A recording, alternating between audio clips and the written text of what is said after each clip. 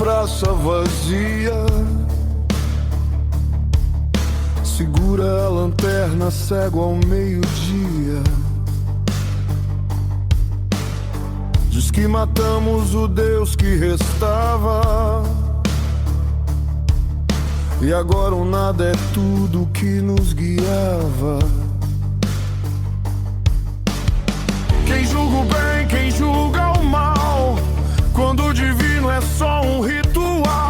O eco responde no abismo frio. Cria teu céu ou morre no vazio. Se a gente estivesse caminhando por um campo e encontrasse uma pedra, a gente provavelmente não pensaria muito a respeito. Certo. Mas e se no meio do nada a gente encontrasse um relógio? Aí a história muda. Muda completamente.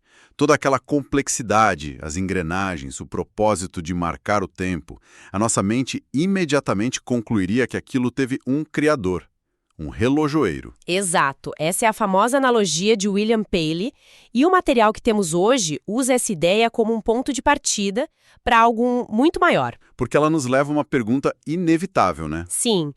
Se um relógio implica um relojoeiro, o que a gente diz de um olho humano?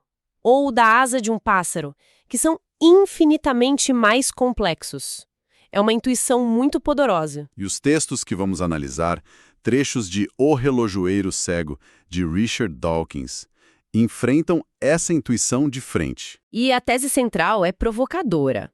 A vida, com toda essa aparência de projeto inteligente, pode surgir sem um projetista com um plano em mente. E o mais interessante é que ele argumenta que a nossa dificuldade em aceitar isso é quase um bug no nosso próprio sistema.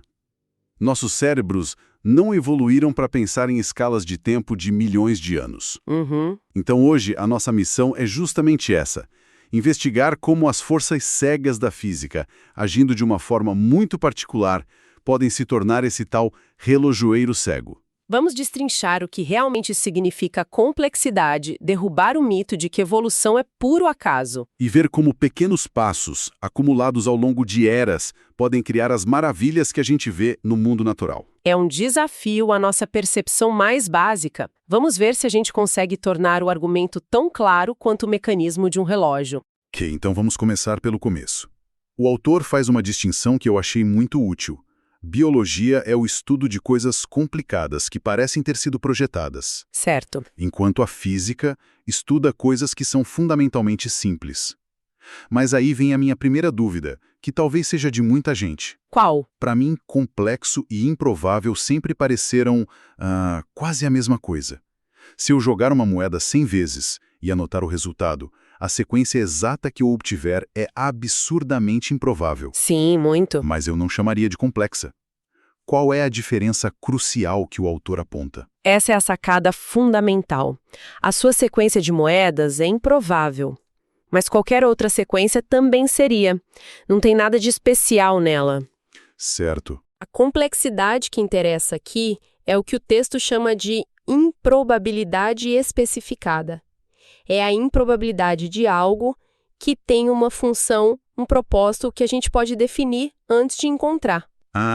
Uma pilha de sucata de metal retorcido é um arranjo improvável de átomos, mas não é complexa. Um Boeing 747 feito dos mesmos átomos é complexo. Certo, entendi. Então a chave não é a improbabilidade em si, mas a função. A capacidade de voar, no caso do avião. Isso. E ele usa a analogia do cadeado de combinação, que me ajudou a visualizar. Um cadeado de bicicleta pode ter milhares de combinações. A chance de acertar qualquer uma girando os números ao acaso é a mesma. Mas só uma delas, digamos 1207, tem a função de abrir o cadeado. Essa função foi especificada de antemão pelo fabricante. Perfeito. A função é o alvo.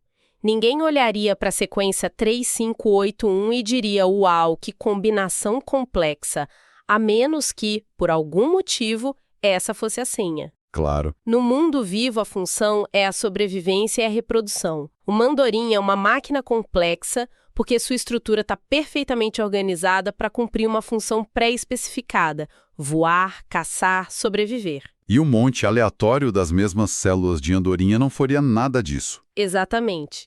O grande desafio da biologia, portanto, não é explicar a improbabilidade, mas sim explicar como essa improbabilidade funcional surge. Entendi. A complexidade funcional não pode surgir do puro acaso, como, sei lá, montar um Boeing 747 jogando peças para cima e esperando que elas se encaixem. Impossível. Mas essa não é justamente a crítica que sempre fazem à evolução, que tudo é por acaso? Como o darwinismo resolve esse paradoxo de criar ordem a partir de algo que parece aleatório? Aqui a gente chega no coração do argumento e no maior equívoco sobre a teoria. O darwinismo não é uma teoria do acaso. Não é. É uma teoria da seleção não aleatória de variações que, estas sim, surgem aleatoriamente. Para quebrar essa ideia de puro acaso, o autor criou um modelo muito simples, quase um jogo, com um macaco e uma máquina de escrever. Ah, eu acho que sei de qual você está falando. É aquele da frase do Shakespeare. Methinks it is like a weasel, certo? Esse mesmo. É um exemplo poderoso. Sim.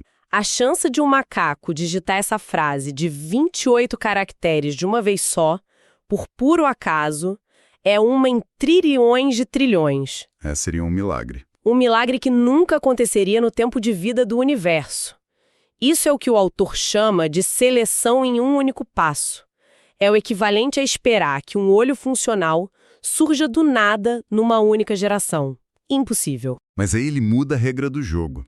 Em vez de tentar tudo de uma vez, o processo se torna cumulativo. Exato. O computador começa com uma frase aleatória, tipo WDLMNT DTJ BKIRZZR R0MQCOP.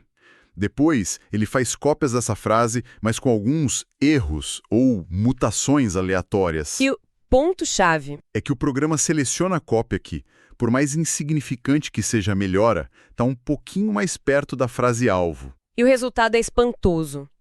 A primeira mutação bem-sucedida pode ser algo como WDLMNT DTJ BKIRZZR0MQCOP, onde um S apareceu no lugar certo.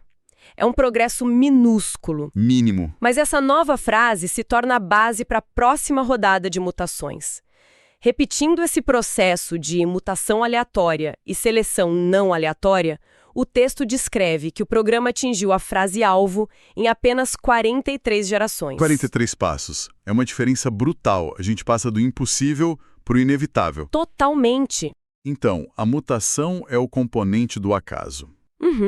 Mas a seleção é o oposto do acaso. Ela age como uma peneira, um filtro que só deixa passar as melhorias, por menores que sejam. É por isso que o relojoeiro é cego? Exatamente por isso. Ele não tem um plano, não está pensando, quero criar uma doninha em 43 passos. A seleção não tem visão de futuro. Certo. A cada geração, ela simplesmente favorece a variante que funciona um pouquinho melhor naquele momento, naquele ambiente. É um processo míope, passo a passo, que, ao longo de milhões de anos, pode escalar montanhas de improbabilidade e criar complexidade funcional. Ok. A analogia do texto é muito clara, mas ainda é um modelo com letras. Fica um pouco abstrato, sabe? É difícil visualizar como isso se traduziria em formas, em animais. Sim, e consciente disso, o autor desenvolveu um programa de computador exatamente para nos ajudar a visualizar esse processo. Ele o chamou de País dos Biomorfos. Morfos. A ideia era criar um universo digital onde criaturas pudessem evoluir através do mesmo princípio da seleção cumulativa. E como é que funciona na prática? O que são esses biomorfos? Eles começam com uma forma extremamente simples, tipo uma linha vertical que se ramifica. A aparência dessa criatura é controlada por um conjunto de 9 genes numéricos. 9 genes? Um gene pode controlar o ângulo de um galho, outro o comprimento, um terceiro o número de ramificações e assim por diante. São apenas parâmetros. Ah, então esses genes não são como DNA de verdade?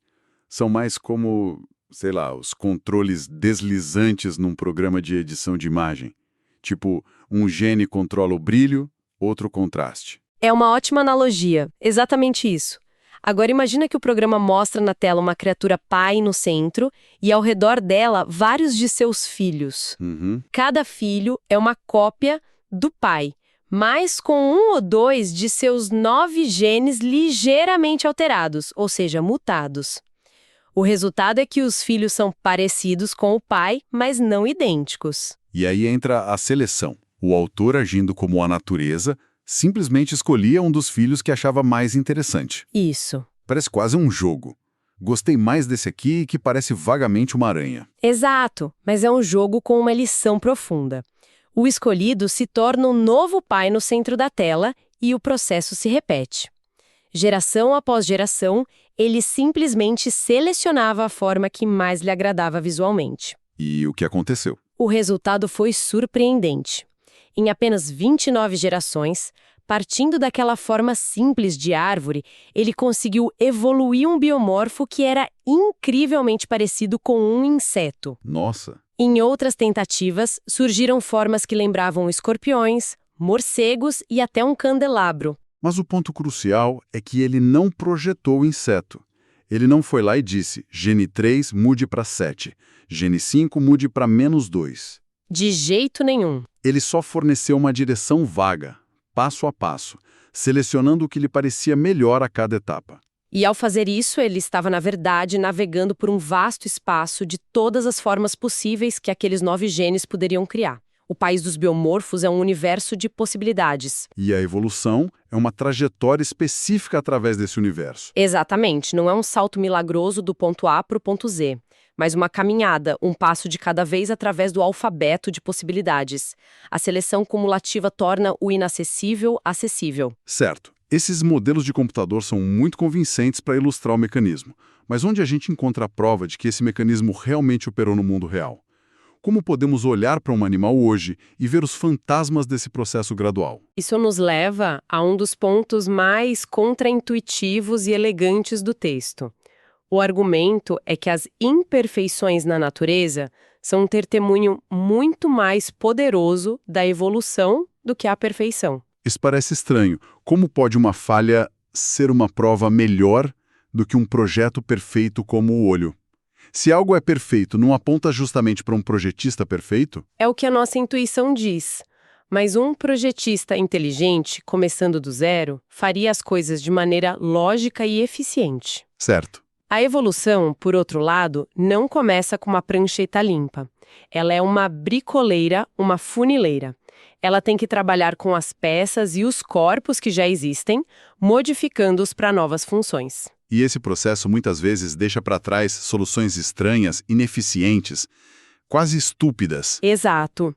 A prova está nessas gambiarras. E o exemplo do peixe chato, o linguado, é fantástico para ilustrar isso. É perfeito. Se você quer projetar um peixe para viver deitado no fundo do mar, o jeito sensato é achatá-lo de cima para baixo como uma raia. É simétrico, eficiente. Faz sentido. Mas o linguado e a sola não evoluíram assim. Seus ancestrais eram peixes normais, como uma sardinha, achatados lateralmente. Para se adaptarem ao fundo do mar, eles simplesmente deitaram de lado. O que criou um problema óbvio. Um dos olhos ficava enterrado na areia, completamente inútil. Exatamente. Um projetista inteligente teria redesenhado o peixe, mas a evolução não podia fazer isso. E qual foi a solução? A solução que surgiu ao longo de milhões de anos foi bizarra. Durante o desenvolvimento do peixe, jovem, o olho de baixo começa a migrar pela cabeça, contornando o crânio até chegar ao lado de cima, perto do outro olho. Que loucura. O resultado é um peixe adulto com uma cabeça terrivelmente assimétrica, um crânio torcido. É uma solução remendada. Nenhum engenheiro em sã consciência projetaria um crânio que se torce dessa forma. É uma solução de contorno, uma gambiarra. Isso. E essa gambiarra conta a história da sua ancestralidade. A gente vê a cicatriz do seu passado como um peixe simétrico. E esse princípio se aplica em todo o reino animal. Pensa no nervo laríngeo recorrente, que vai do cérebro à laringe. Em nós, ele faz um pequeno desvio desnecessário sobre o arco da aorta. Certo. Mas na girafa, esse mesmo nervo, por seguir a rota ancestral herdada dos nossos ancestrais peixes, ele desce todo o pescoço da girafa, passa pelo coração e sobe todo o caminho de volta até a laringe. É um desvio de metros. Nossa, que ineficiente. Uma péssima engenharia, mas uma evidência irrefutável de uma história compartilhada, modificada passo a passo. Isso responde àquela pergunta clássica, de que serve meio olho ou meia asa. O texto argumenta que a resposta é que nunca existe meia asa. Exato. Existe sempre uma estrutura que serve para uma coisa e que gradualmente é cooptada para outra. Uma pequena aba de pele pode ajudar a amortecer uma queda, depois aplanar um pouco e assim por diante. Cada passo oferece uma vantagem imediata. O caminho é sempre gradual. E é por isso que as imperfeições são tão reveladoras. Elas traem a história. A perfeição pode ser explicada por um projeto milagroso, mas a imperfeição funcional, a gambiarra, só pode ser explicada por uma história de modificações graduais a partir de algo que veio antes. Ok, vamos tentar juntar as peças da nossa análise. Começamos definindo a complexidade biológica não apenas como algo improvável, mas como uma improbabilidade funcional, com um propósito específico. A capacidade de voar, de ver, de nadar. Isso. Depois, vimos que o motor capaz de gerar essa complexidade não é o por acaso. Que seria como montar um avião num furacão. Exato. Mas a seleção cumulativa é um processo de 2 estágios. Mutações aleatórias que criam variedade, seguidas por uma seleção rigorosamente não aleatória que filtra e acumula as pequenas melhorias ao longo do tempo. A simulação da Doninha e o programa dos biomorfos nos ajudaram a visualizar como esse processo passo a passo pode, com o tempo, escalar picos de complexidade que seriam inatingíveis de uma só vez. É uma caminhada, não um salto. E, por fim, encontramos as pegadas dessa longa caminhada não nas obras-primas da natureza, mas em suas soluções mais estranhas e imperfeitas. O olho migratório do linguado, ou o nervo perdido da girafa, são como fósseis vivos, cicatrizes que contam a história de uma ancestralidade compartilhada, de uma vida que não foi criada do zero, mas sim incessantemente remendada e modificada. Para finalizar, o texto deixa uma ideia no ar que eu achei fascinante. Ele sugere que a principal barreira para a gente entender tudo isso não é a falta de evidências, mas a própria limitação da nossa mente. Nossos cérebros evoluíram para lidar com objetos de tamanho médio se movendo a velocidades médias por períodos curtos de tempo. Pedras, predadores, parceiros. A nossa sobrevivência dependia disso. Exato. A gente não tinha nenhuma pressão evolutiva para desenvolver uma intuição para o que acontece em escalas de tempo de centenas de milhões de anos ou para a acumulação de mudanças tão pequenas que são invisíveis em uma vida. O tempo geológico. O tempo geológico e a lentidão do processo evolutivo são conceitos que o nosso software mental simplesmente não processa bem. Nós vemos o produto final, o olho, a asa e a nossa intuição, calibrada para o nosso mundo de causas e efeitos rápidos, grita projeto. O que nos deixa com uma pergunta final para reflexão. Uma pergunta um tanto irônica, na verdade. Será que a nossa própria dificuldade em aceitar intuitivamente a evolução é ela mesma um produto da nossa própria evolução? Nossa. Isso me faz pensar que outras verdades profundas sobre o universo podem estar, neste momento, escondidas da nossa compreensão, não por serem complexas demais, mas simplesmente porque nossa intuição nunca precisou delas para sobreviver nas savanas da Ártica. Fica a reflexão.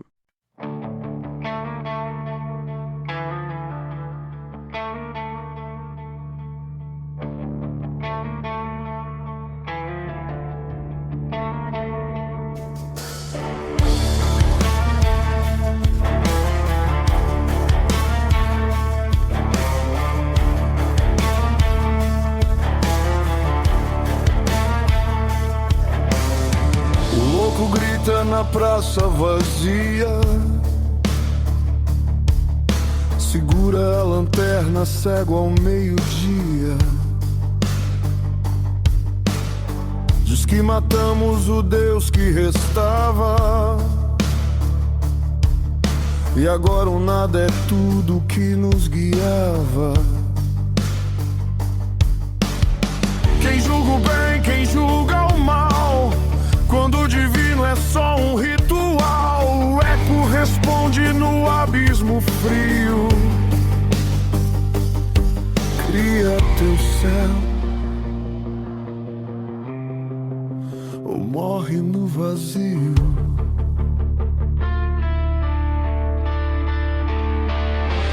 Sem Deus tudo é permitido, mas o abismo é tão bonito. A liberdade corta fundo quando o sentido deixa o mundo.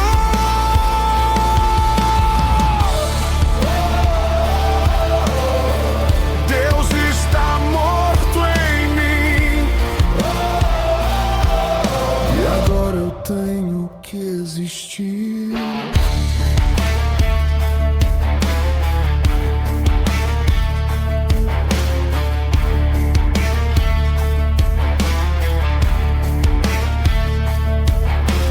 Zaratustra ri do alto da dor, Ivan afoga a culpa no amor. Um quer criar, o outro fugir, dois deuses lutando pra não ruir. Entre a fé e a criação arde o fogo da razão.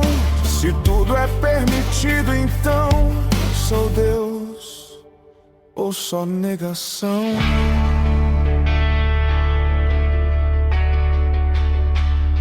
Sem Deus tudo é permitido, mas o abismo é tão bonito. A liberdade corta fundo quando o sentido deixa o mundo.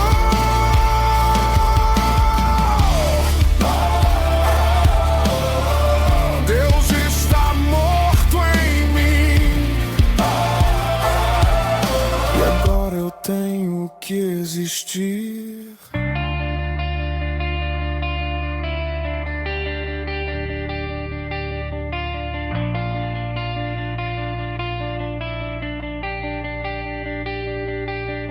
O homem matou o eterno, consciência e solidão. Mas quem dá sentido ao inferno, se o inferno é o coração? Não há mandamento, só espelhos, nem céu, nem véu, só os teus olhos cheios. Deus está morto, mas o sonho é vivo. Tudo é permitido, inclusive o divino.